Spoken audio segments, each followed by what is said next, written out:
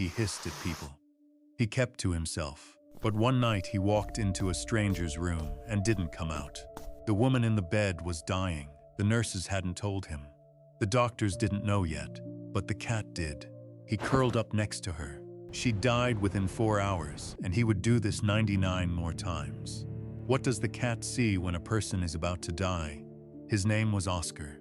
He lived on the 3rd floor of the Steer House Nursing Center in Providence, Rhode Island. The floor was for dementia patients. In 2007, a geriatrician there, Dr. David Dosa, wrote about him in the New England Journal of Medicine.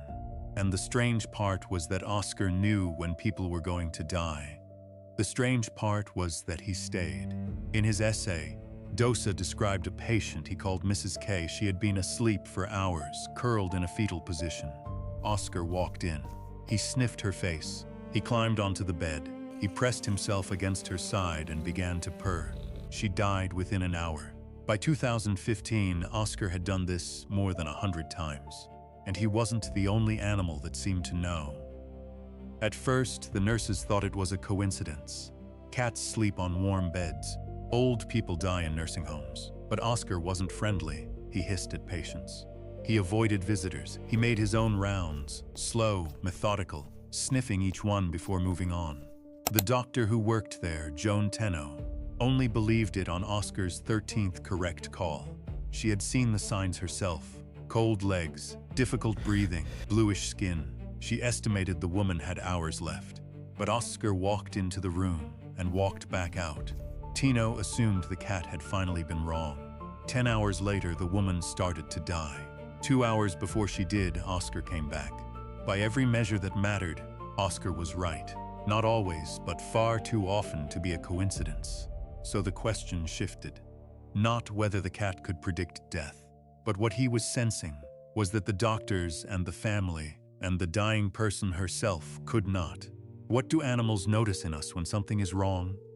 Before we do, the simplest explanation was smell. But it didn't explain enough. When cells die, they break down. They release oxygen-bonded compounds, ketones mostly, with a faint sweet odor. Humans rarely notice it. A cat's sense of smell is roughly 14 times stronger than ours. So when Dosa later proposed that Oscar was detecting the scent of dying tissue, the mechanism wasn't absurd. Dogs have been documented detecting cancer, diabetes, seizures, all from chemical traces too faint for any human nose. And it isn't only the smell. Animals also read changes humans aren't aware they're making. The rhythm of someone's breath, the way they hold themselves still. The cortisol rises in their sweat hours before they know anything is wrong. A cat watching a patient on the 3rd floor doesn't see medicine. It sees a body changing slowly in dozens of small ways at once. But not everyone was convinced. Within days of the name essay, Slate magazine published a sharp critique. It pointed out something Dosa had never measured. How often was Oscar wrong? If a cat curled up on every patient who looked unwell, of course, he would sometimes lie next to one who later died. The name essay never counted the misses. It recorded only the hits. 100 successful predictions sound like proof, until you realize nobody had counted the failures. And here's the part that doesn't fit either side. The mystery wasn't whether Oscar smelled something. It was why he didn't leave. A predator built to flee from dying prey was instead walking toward dying people, sniffing them, settling against them. Not leaving. Smell explains the detection. It does not explain the company. Animal detection is a science. Animal vigil is the mystery. What does the cat see in the dying that makes him refuse to look away? It wasn't only cats, and it wasn't only dying.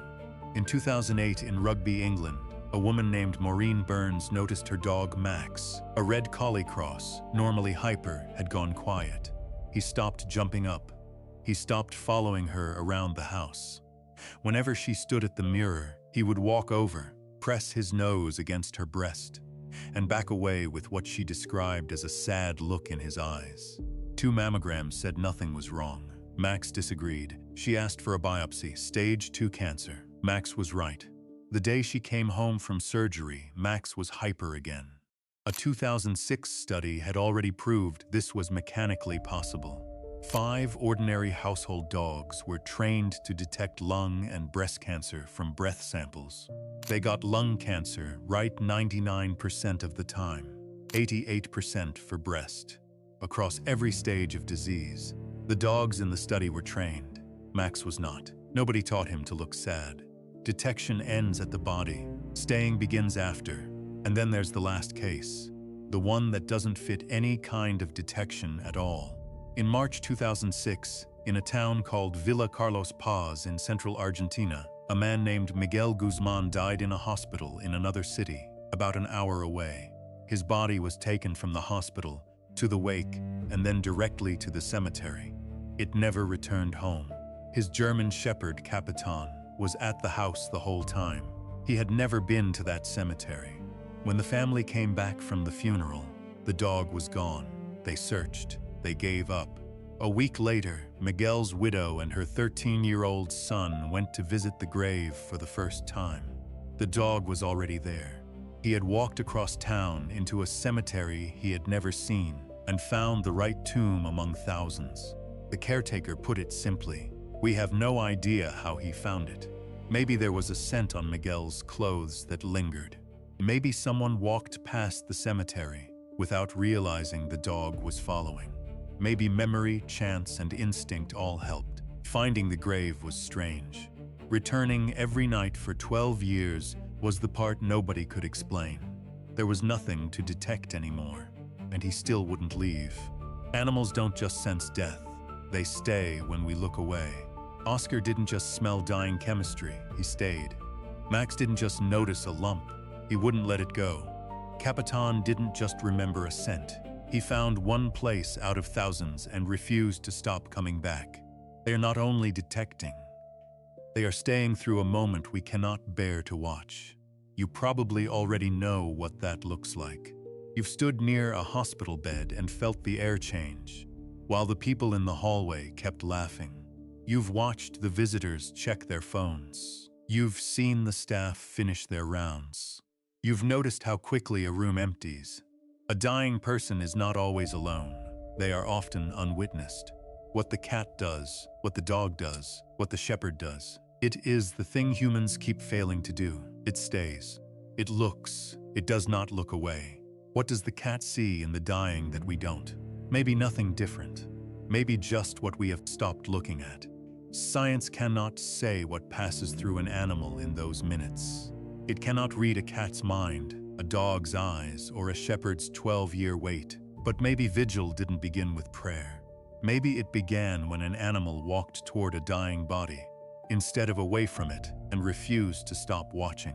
Tonight, in some quiet room where a person is dying, an animal is staying. It is sniffing the air. It is not looking away.